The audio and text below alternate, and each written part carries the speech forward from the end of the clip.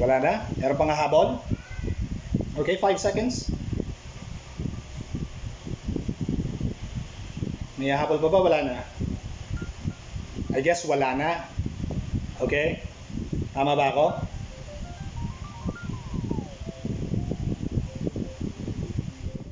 Okay, anyone who wants to send their answers to, aside from 40, so meron tayong 40, meron tayong 45, and another 45.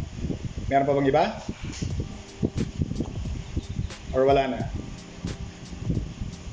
Okay, so let's go ahead and close it out. I'll go back to the question. How many feet are there on the ground?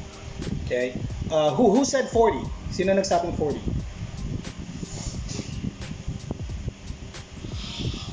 Jamila. Why? Okay.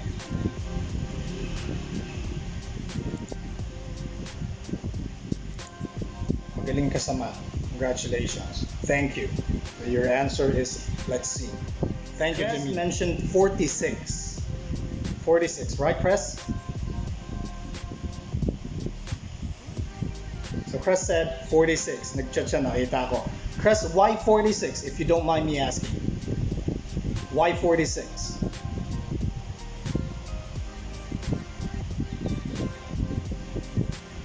Okay, 40. Chris, would you like to share why 46?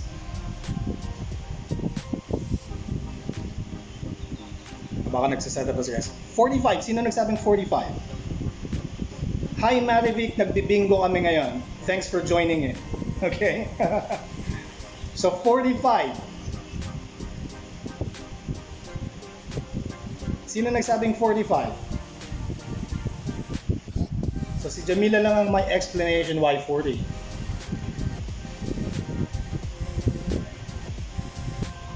O may nagbibilang pa? Okay, guys, let's save your time. So the question again was, how many feet are there on the ground?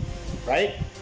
So we got a couple, dalawang tao, 4 dogs, 5 horses, walking at the park. Again, question is how many feet are there on the ground? Guys, the answer is 4. Just 4 only. Agree? Disagree? So the answer is only 4.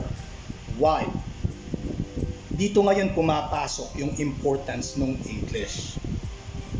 Okay? Dito pumapasok yung importance ng English. And this is something that Language Works would like to share sa inyo. As simple as this question. Chris, very good, correct. Because of the couple. Just the couple alone. If pinag-uusapan natin ay feet. Take note guys. Feet. In English. Feet. Okay? Feet applies only sa pako. Exempted ang chicken feet ha. Iba yun ha.